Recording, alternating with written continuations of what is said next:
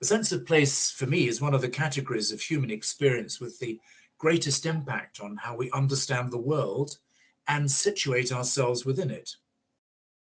Whether consciously or not, we all have a world view in terms of which we live and identify ourselves.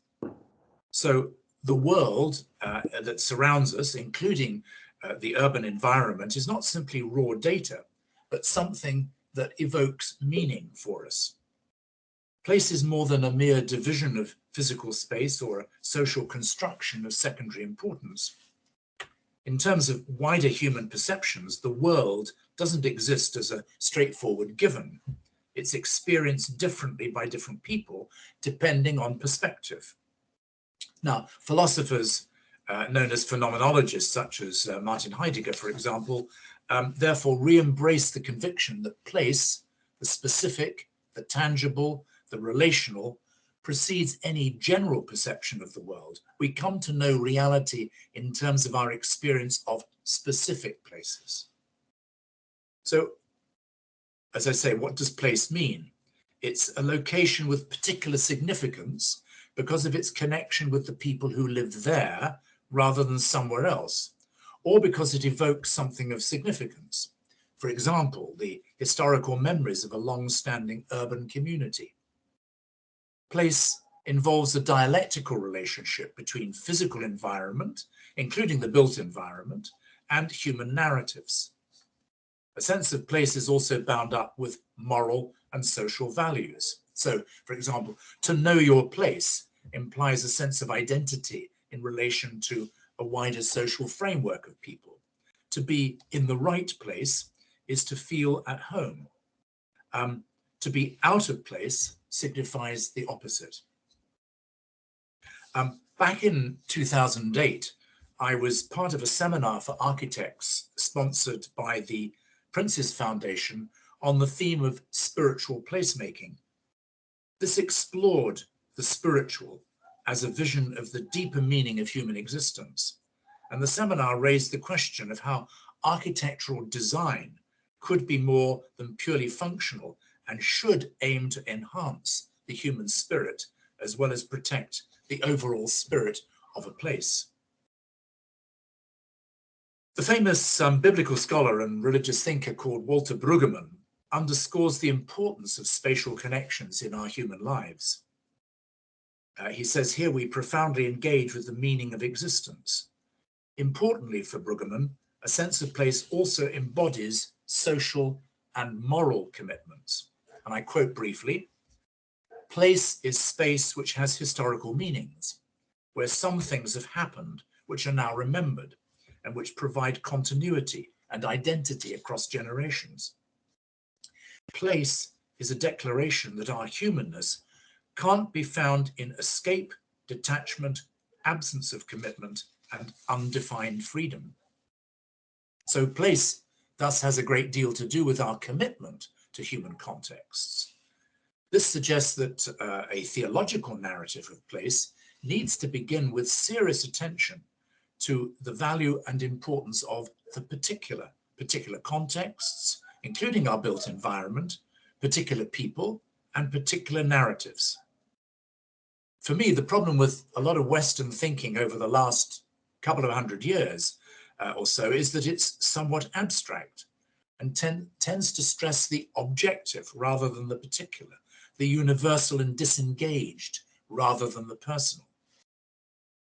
The connection between these emphases and a somewhat abstract and detached approach to religious thinking or theology is clear.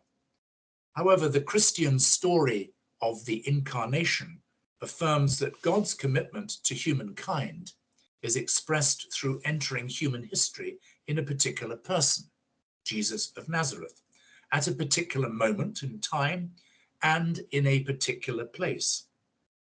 However, while the narrative of Christianity's origins affirms history and place, both particular, there's always been a siren voice suggesting that what is really important exists on a dimension that is elsewhere, beyond space and time.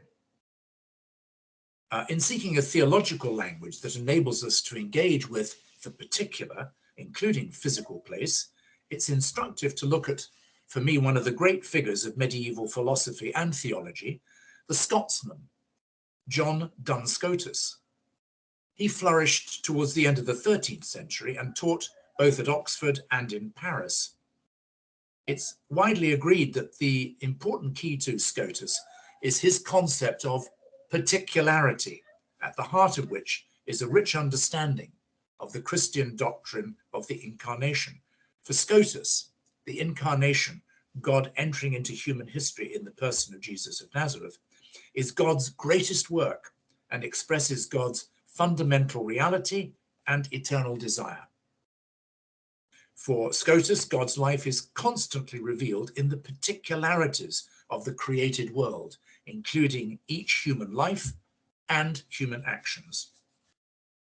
Scotus offers a theologically and philosophically very positive view of what's specific and particular in the material world, even the smallest of things like a grain of sand.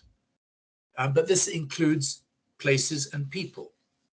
In his theology of God's incarnation entering into human history, Scotus taught that everything is rooted in God's purpose. Specific things, individual people, particular places are not dispensable. One place can't be substituted for another. The distinctive value of a particular person, any one of us, can't simply be replaced by another person. Everything has a unique value. Scotus suggests that in all things, particularly in their particularity, that all things participate directly in the life of God, who is, in the Christian tradition, the creator of everything. Therefore, each thing, each person, is a unique expression of God's beauty as a whole. So if we think of place, or a place, such as a particular city or a particular building, to the category of city or building is added an individualizing form.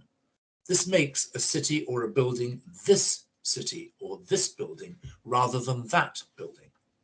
Scotus gave the individualizing form the title thisness, or in Latin, haeccietas. So the first act of our human knowledge is to recognize, even if only vaguely, the specific. And only by observing the specific and the particular are we able to arrive, by a process of comparison, at the knowledge of the general. So, place, buildings, cities. So Scotus raised the particular from being just an example of a certain category. For him, what's particular, even a human structure such as a building, is actually more perfect precisely because it's unique. God's creation is predetermined to uniqueness and particularity. Scotus's idea of thisness, or haeccietas, can only be found in particular things. Now, this is, for me, highly relevant if we're going to take seriously the unique identity and value of each place and potentially every building. We should aim to make everything we build unique in some way, significant, life-enhancing, and beautiful in the deepest sense. And I'm going to return to the idea of beauty in a moment. Our sense of place has a strong impact both on how we see the world and on how we situate ourselves within it. However, in Western countries, particularly since the Second World War, towns and cities have too often undermined place identity in pursuit of values driven largely by economic considerations.